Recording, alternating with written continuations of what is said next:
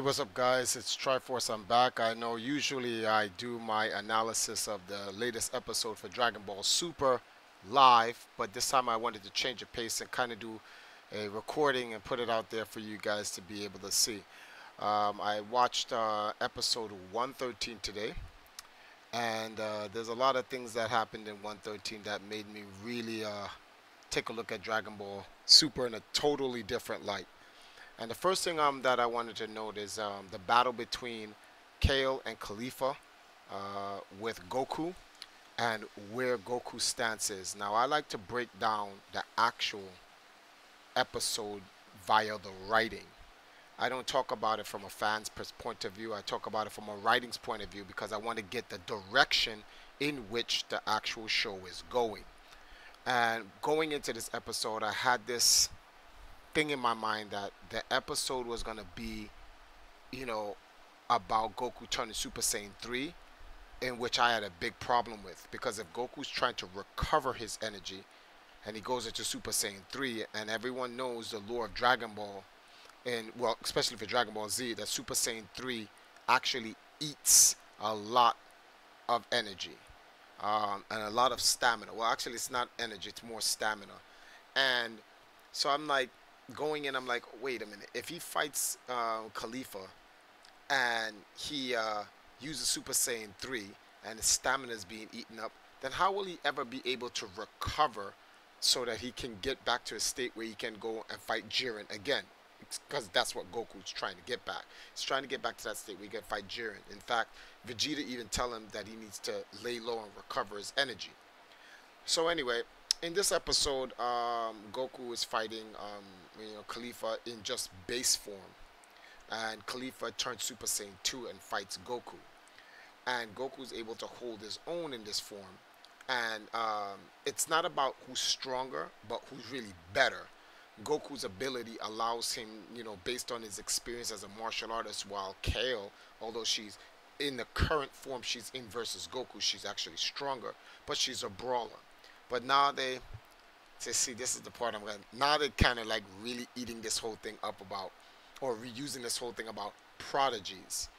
And he's like, Khalifa is a prodigy, which is fine, but it's just getting a little bit redundant. Goku's a prodigy, Vegeta's a prodigy, um, what's this? Kaba's a prodigy, Kayla's a prodigy, Frieza's a prodigy.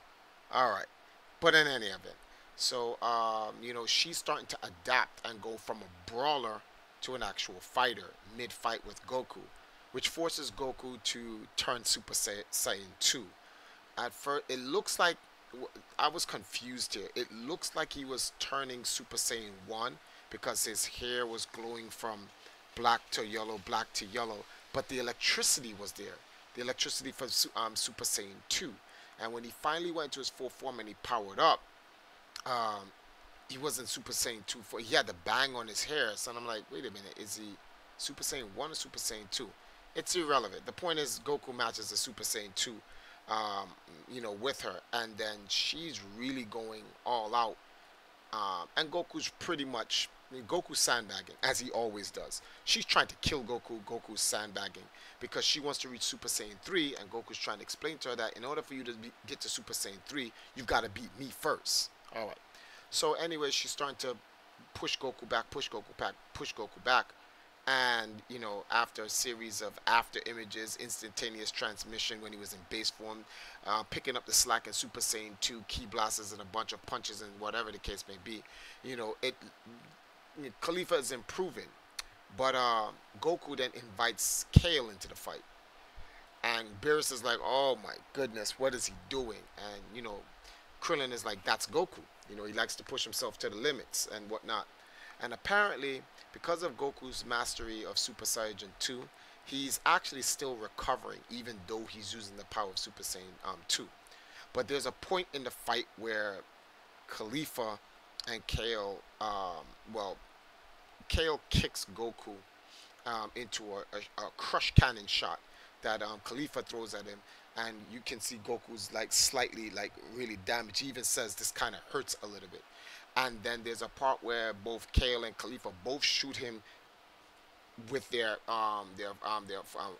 key attacks, like real powerful ones, and Goku is in a position where he can't dodge them, and they're about to hit them, and then Goku really powers up. He goes, "Rah!" And he powers up, and it literally holds the actual shots in place. Like you can see the two attacks being held in place by his aura bubble, and it detonates and explodes, and a huge explosion goes off. There's smoke going, all around the place, and it looks like they've actually hit Goku. And then you see you hear the crackling, and you see the electricity, and when the smoke clears, Goku is in Super Saiyan 3. And Kale is like, wow, that Super Saiyan 3 power. And even no, not well, Kale and Khalifa are both amazed at the Super Saiyan 3 power that Goku is exerting here. But then Goku turns it off, and they're like, what gives? And Goku's like, he has not regained enough stamina yet to be able to sustain the form. So for me, that was good writing and a good pickup that they had to do, because I was really starting to wonder, like, really, you guys are going to really do this? So I'm glad that they did that. So it was just for show. He actually didn't go into Super Saiyan 3. He did not fight in Super Saiyan 3. It was just a show. And then here's a part now where Kayla's like, I have to get stronger, because she wants to impress her sister, because she's really happy that she gets to fight alongside her sis, and fighting Goku. And then she turns berserk. So we're now starting to understand that the controlled form she has is just Super Saiyajin, but the big muscular form, that's the berserker mode, that's the Broly mode, so to speak. So then the episode ends on that, and then they have the next episode preview, in which is what you guys see here on this picture, and that is the fusion of Khalifa and Kale. So I think it's Kalufa, that's her name now, and they're using the Polara earrings, and I'm starting to really wonder what's going on here.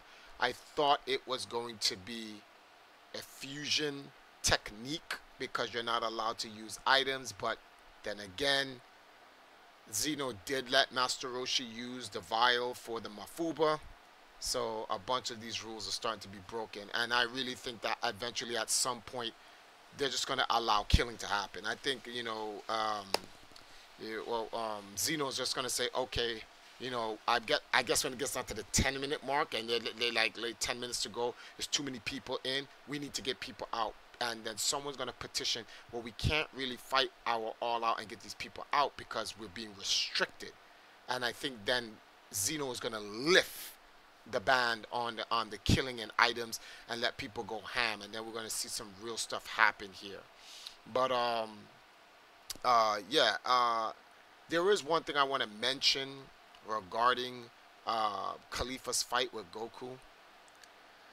I think Kaba, who may be behind, is stronger than both Kale and Khalifa in their Saiyajin forms. I say this because either they messed up, or Kaba actually has to just be stronger in terms of the potential. A lot of people is comparing Kaba to like Gohan, and it would make sense if they roll with this, because if they're not, there's a big contradiction in this entire episode.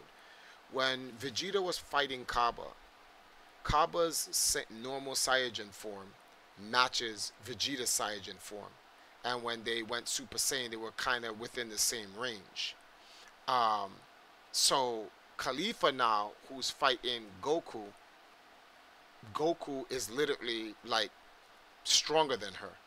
And unless I've read into this wrong, perhaps like I said earlier, it's not more so power, but more so skill.